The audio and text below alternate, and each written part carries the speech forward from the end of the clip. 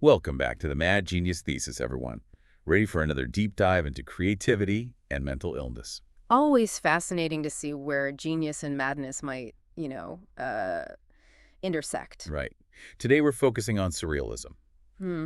Dreams, the subconscious, all that. A movement that really embraced the irrational, wouldn't you say? Absolutely. And speaking of irrational, how about this? Giorgio de Chirico, the painter, did a portrait of his friend Apollinaire. But here's the thing. He paints this white circle right on Apollinaire's temple. And then shortly after. Apollinaire gets a head wound, same exact spot. Okay, that's a little creepy, like premonition stuff. Yeah, it's like De Chirico is seeing something we don't see, tapping into something. Yeah. This incident and, De Chirico's whole style really captivated those early surrealists. Dreamlike, almost prophetic, right? So they weren't just into the weird imagery. They actually thought it meant something about the mind itself. Oh, absolutely. They were fascinated by the idea that creativity and what we call madness could come from the same source. Like two sides of the same coin. Exactly. And that's what we're looking at today, this idea of the mad genius, this tangled relationship between creativity and, what society might call madness. Right. And we've got three surrealist heavy hitters to help us unpack all this. De Chirico, of course. Max Ernst. And Yves Tengai. Each one, their own style, their own way of seeing things, but all fascinated by the subconscious, dreams, the power of imagination. Exactly.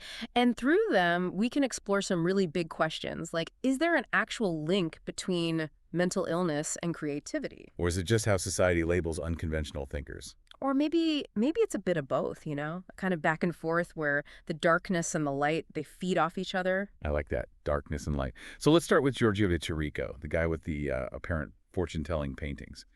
What was it about his work that the surrealists found so captivating? Well, imagine you're in a De Chirico painting, vast empty piazza, long shadows, buildings towering over you. Okay, I'm there. And these strange figures, like mannequins, scattered about. No faces or just blank expressions. Eerie. Everything is still, silent, like frozen in time. But there's this underlying tension, like something is about to happen, something you can't quite grasp. I can see the surrealist appeal. It's like he's painting the subconscious, a world without rule. Exactly. And De Chirico himself, he called his art metaphysical, meaning beyond the physical world, the tangible, the everyday. Like this idea, it resonated with surrealists. They were searching for ways to express what's hidden, the unconscious mind, dreams, the irrational. So he's giving them the visual vocabulary for what they're exploring intellectually? Precisely. And remember, De Chirico arrives in Paris in 1911, just before World War I breaks out. Think about it. Europe's on edge. Everything feels uncertain. People are questioning the old ways, looking for new ways to see the world, understand the human condition. A lot of upheaval. And De Chirico's work, with that unsettling emptiness, the dreamlike quality, it captured the mood perfectly. Like reality itself was coming apart. Exactly. He's showing them the psychological landscape of the time. Uncertainty, fragmentation, the dark side of humanity, all of it. Heavy stuff. And let's not forget, De Chirico himself, he wasn't exactly known for being a happy-go-lucky guy. You're saying his own life experiences probably influenced his art? Well, he struggled with anxiety, depression, you name it. And some people think this contributed to that melancholic, unsettling feeling in his paintings. But it wasn't just him spilling his personal angst onto the canvas, Oh, there's more to it. It's deeper. He was grappling with big questions, the nature of reality, the meaning of existence, the relationship between the conscious and the unconscious. Timeless questions. Exactly. The thing about the surrealists is they were willing to embrace the irrational, the dark side of the human psyche. They used art to challenge how we see the world. And that brings us to Max Ernst, right, who takes this exploration of the irrational to a whole other level. Before we get to Ernst, though, I'm curious, what really struck you about De Chirico's work in relation to this mad genius idea? What stood out? Honestly, it's the isolation, that feeling of being trapped in a world that's both familiar and completely off. Like you're looking at reality through a distorted lens. A distorted lens. And that's where Max Ernst comes in, right? He didn't just paint dreamlike scenes. He kind of wanted to break reality apart and put it back together in this weird collage-y way. Exactly. Ernst, he had this almost I don't know, scientific fascination with the irrational. He was really into psychology, especially the art made by patients in psychiatric clinics. Interesting. He saw their work as this raw, pure expression of the unconscious mind, like no filters, no rules, Free from all those constraints of logic and all that. Exactly. He even came up with this technique called frottage. Basically, he could take rubbings from different textures, anything with a surface, and use them to spark ideas. Get the creative juices flowing. It was like he was trying to bypass the conscious mind completely, letting the images come straight from the subconscious. And then he takes these random images, these pieces of reality, and slams them together in these bizarre, dreamlike collages. It's like he was taking reality apart and putting it back together based on the rules of dream. And the way he described it's so fascinating. He talked about this hallucinatory succession of contradictory images. Like he wasn't even in control, just letting these forces beyond his awareness guide him. Letting go, going with the flow. Yeah, surrendering to the chaos of the unconscious. But there's also this playfulness in his work, this dark humor that I find really interesting. It's not all gloom and doom. Exactly. It's easy to focus on the darker side of surrealism, but there's often this sense of, I don't know, freedom, even joy in breaking free from those rational constraints. And speaking of freedom and breaking free, we can't talk about Max Ernst without mentioning Lop-Lop, his famous Birdman character. What's the deal with that? What did Lop-Lop represent for Ernst? Lop-Lop. Well, he's a great example of how the surrealists used symbolism, this hybrid figure, a creature that, well, defies definition, kind of like surrealist art itself. Makes sense. Some see him as, like, Ernst's alter ego, representing his creative impulses. Okay. Others see him as a symbol of the unconscious mind in general, that force that's both creative and destructive, playful, and, well, a little terrifying. A little bit of everything. Right.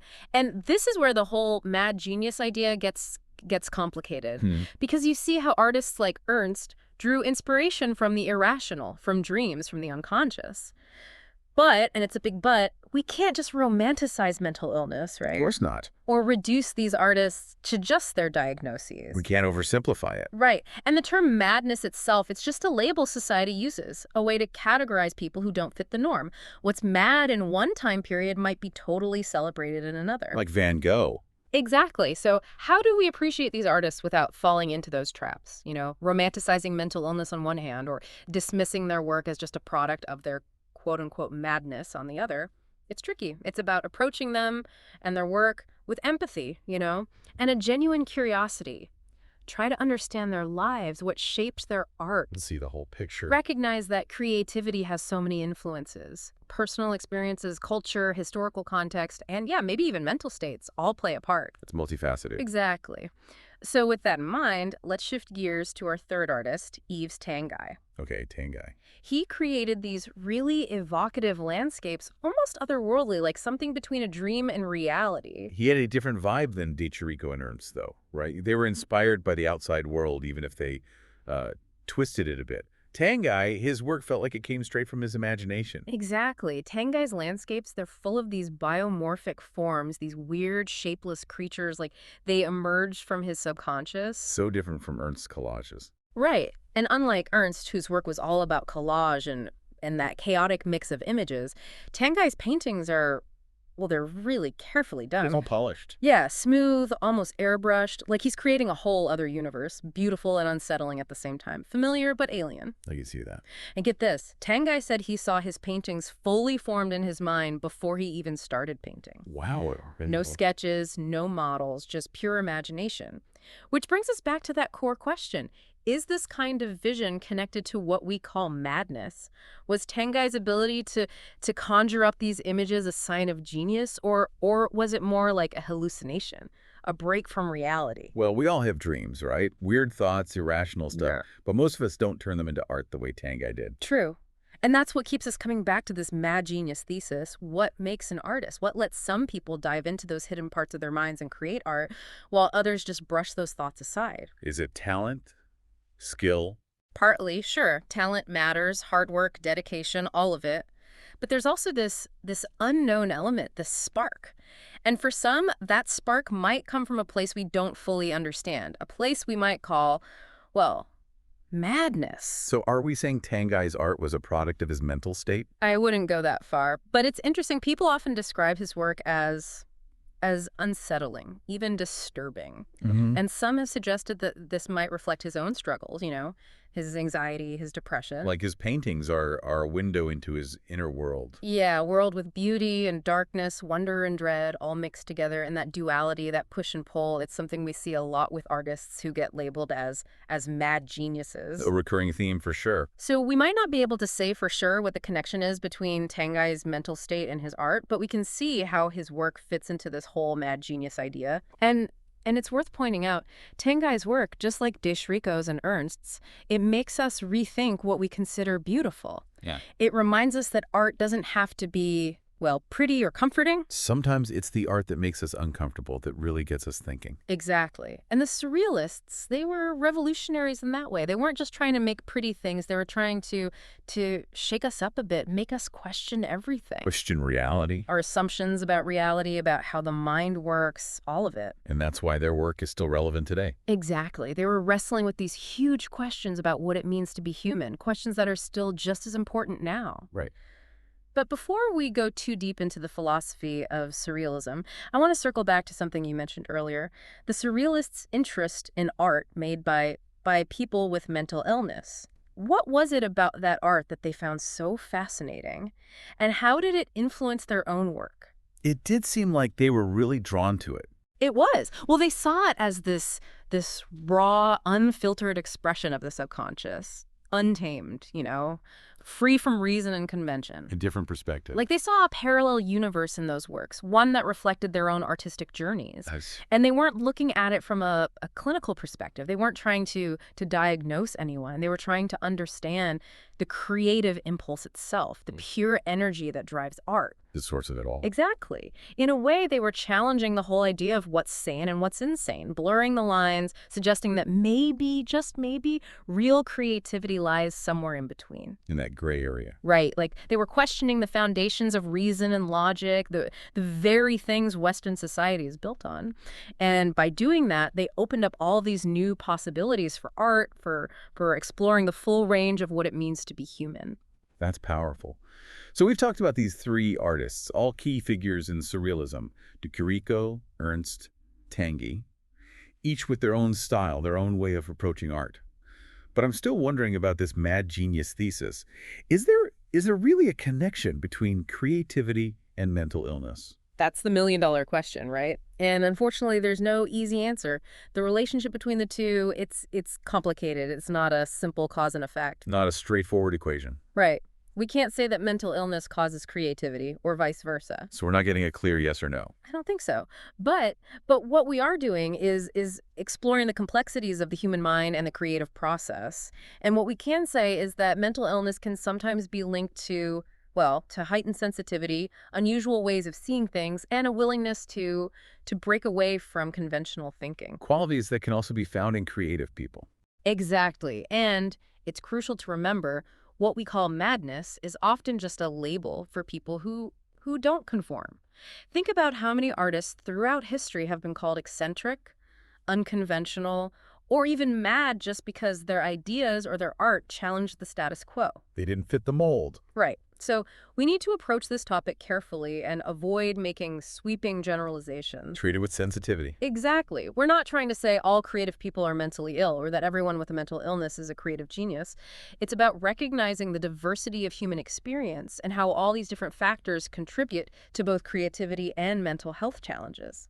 So the takeaway here is? The takeaway is that the human mind is this vast, mysterious thing, and that creativity can come from anywhere, the light and the dark. From all its different parts. Exactly. And maybe by exploring the lives and work of artists who dared to explore those uncharted territories, we can get a deeper understanding of what it means to be human and of the amazing power of creativity. But that's all the time we have for today.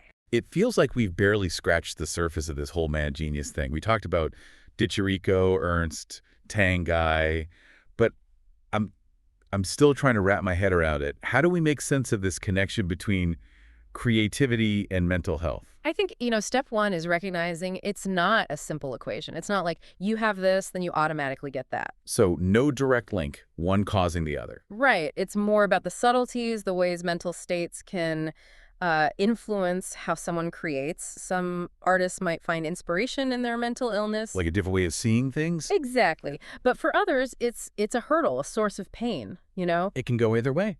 I think of it like a spectrum. Different artists, they fall at different points on that spectrum depending on their experience, how they channel it into their art. That makes sense. And mental illness itself is, well, it's not just one thing, right? It's so diverse, so many different types, each with its own challenges. So we can't just make blanket statements about an artist's work based on a diagnosis. Definitely not. And context matters too. The time period, the culture, all of that affects both mental health and how an artist creates. Like what's considered mad in one century might be totally normal in another. Exactly. Look how society's views on mental illness have changed over time. What used to be seen as, I don't know, demonic possession or a moral failing, now we understand it's a medical condition. So things evolve. They do. Which makes you think, how does that affect how we see art from the past? Work created by artists who, by their time standards, might have been considered, well, mad. It's a different lens to look through. Right. We have to be careful not to impose our modern ideas onto artists from a different era. But we can't just ignore the possibility that their mental state played a role in their art either, can we? Of course not. It's about finding that balance. Acknowledging the potential influence without reducing the artist to just a diagnosis. Not oversimplifying it. Right. It's not about saying, oh, this artist had schizophrenia, so their art is meaningless, or this artist was bipolar, so their work is just manic energy. It's about recognizing the complexity, seeing the art for what it is, all the nuances, the ambiguity. Appreciating the layers. Exactly. And that's what makes this mad genius idea so fascinating, right? It forces us to confront how much we don't know about the mind, about creativity. It makes us question our definitions of madness, of genius, of all of it. And maybe it reminds us that creativity itself can be, a force for healing, for change, for the artist and for the people experiencing the art. That's a great point. And I think that's a good place to leave our discussion of the Mad Genius Thesis.